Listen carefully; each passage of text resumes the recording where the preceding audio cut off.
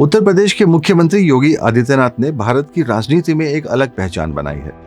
कोई सोच भी नहीं सकता था कि उत्तराखंड के पहाड़ी क्षेत्र में जन्म लेने वाला उत्तर प्रदेश जैसे बड़े राज्य का मुख्यमंत्री बनेगा, और वो भी एक बार नहीं 2 बार। आज हर किसी के दिमाग में योगी आदित्यनाथ के लिए अन्य राजनेताओं से एक अलग छवि है। योगी आदित्यनाथ आज बीजेपी के लिए हिंदुओं के पोस्टर बॉय बन गए हैं। इस पॉलिटिकल स्टोरी में आज हम आपको बताने जा रहे हैं कि कैसे योगी आदित्यनाथ की राजनीति में एंट्री हुई, वो भी एक झगड़े के कारण। बात मार्च 1994 की है। गोरखपुर के गोलघर बाजार में कुछ छात्र कपड़े की दुकान में खरीदारी करने के लिए गए। ये सभी छात्र गोरखपुर मंदिर ट्रस्ट के MP इंटर कॉलेज के छात्र थे। यहाँ दुकान में कपड़े खरीदते समय मोलभाव को लेकर इन छात्रों और दुकानदार के बीच कुछ कहासुनी हो गई। बात इतनी बढ़ गई कि ये कहासुनी झगड़े में बदल गई। झगड़ा भी इतना बढ़ गया कि दुकानदार ने गुस्से में अपने रिवॉल्वर निकाल दी और 2 राउंड फायरिंग भी कर दी। फायरिंग के बाद डर के मारे ये छात्र वहां से भाग गए।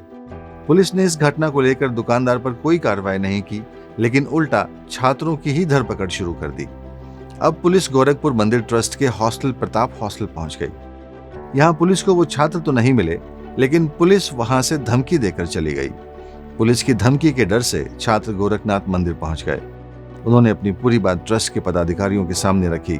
ट्रस्ट के पदाधिकारियों ने पुलिस के इस रवैये पर गुस्सा जताया और उन्होंने महज 22 साल के एक युवा सन्यासी को इस मामले को सुलझाने के लिए कह दिया। ये 22 साल का युवा सन्यासी कोई और नहीं, योगी आदित्यनाथ था। योगी आदित्यनाथ को देखकर इन छात्रों को तो पहले यकीन ही नहीं हुआ कि इतनी कम उम्र का सन्यासी उनकी मदद कर पाएगा भी या नहीं। लेकिन अगले ही दिन गोरखपुर शहर का नजारा ही बदला हुआ था। 22 वर्षीय सन्यासी के नेतृत्व में मुट्ठी भर छात्रों ने गोरखपुर शहर में प्रदर्शन शुरू किया। इनकी एक ही मांग थी कि दुकानदार की गिरफ्तारी की जाए। योगी आदित्यनाथ के नेतृत्व में हो रहा प्रदर्शन SSP आवास तक पहुंच गया। उनके नेतृत्व में आए ये मुट्ठी भर छात्र पुलिस पर भारी पड़ने लगे। पुलिस ने गुस्साए छात्रों को वहां से हटाने की कोशिश भी की, लेकिन तभी योगी एक दीवार पर चढ़ गए और अपना प्रदर्शन जारी रखा। तब योगी आदित्यनाथ की हिम्मत देखकर हर कोई हैरान था। हर कोई बस यही पूछ रहा था कि ये भगवाधारी कौन है। फिर किसी ने बताया कि ये योगी आदित्यनाथ हैं। योगी आदित्यनाथ का यह पहला प्रदर्शन सफल रहा और पूरे गोरखपुर में उनके नाम की चर्चा होने लगी।